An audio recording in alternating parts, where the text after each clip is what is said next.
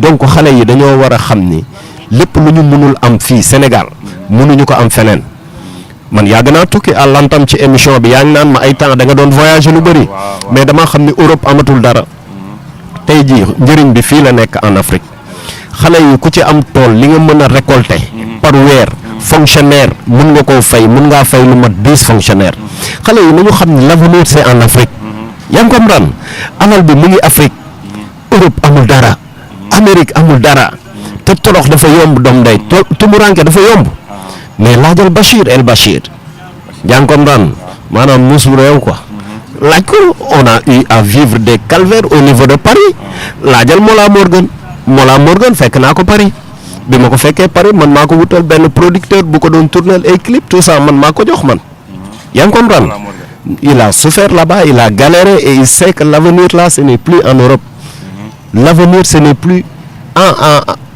aux États-Unis ou ailleurs l'avenir c'est l'Afrique doom day koom-koom bi fii la nekk alal bi fii la nekk et l'Afrique a besoin de sa jeunesse pour être la puissance numéro 1 dans le monde bro. gisoo tamit ni état bi am na si responsabilité maanaam pourquoi mënuñu créer ay employés maanaam ñu dem xam nga Dakar dafa saturé. doom day danoo jël lépp andi ko Dakar. doom day état bi 6 mois lañ fi def. waaw li ñu bëgg a def. ils ont un projet.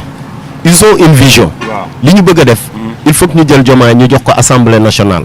jox ko une majorité écrasante. may ko 2 ans. bu dee gisuñu nag. lii taxoon ñun ñu jàppale Diomaye ba agsi fii bu boobaa man ak yow ñu commencé génn single yi.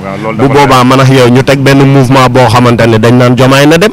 mais pour le moment dañoo bëgg pousse Diomaye jox ko doole bi ne ko doxalal. bu doxalul ñu nangu liñ ko jox c'est tout. Sénégal amatuñu pour neexal qui que ce soit. Sénégalais yi ñun ñoo moom suñu bopp te Sénégal mënoo ci nax kenn. est-ce que comprendre nga. dañ lay jox les moyens jox nañ leen réew mi jox nañ leen les moyens léegi lenn moo des mooy majorité à l'Assemblée nationale pour gars yi doxal quoi mission bi loolu la et ça c'est ça la solution jeunes yi nañu xam ni ils sont l'avenir de l'Afrique ils sont l'avenir du monde et la future puissance mondiale ça sera l'Afrique parce que doole ji fii la nekk koom-koom bi fii la nekk et la jeunesse fii la nekk parce que xoolal on est une grande jeunesse et une jeunesse qui est très saine et une jeunesse qui est très travailleuse on a besoin d'eux pour l'avenir du Sénégal et pour l'avenir de l'Afrique bro loolu message boobu laa la di lancer. message boobu leer na te wax daal kàddu yi am na solo te am na doole. waaw xam naa si côté produit moom méga daan la mooy la ngay conseillé xool gouvernement bi xam ne moo fi nekk tey muy suñu président Diomaye. waaw bon je demande vraiment à ce que Sonko mu effacé wu quoi effacé wu mooy lan mu ne moo maanaam mu bàyyi sorties yi muy def baaxul. yaa ngi comprendre na mettre Diomaye en avant.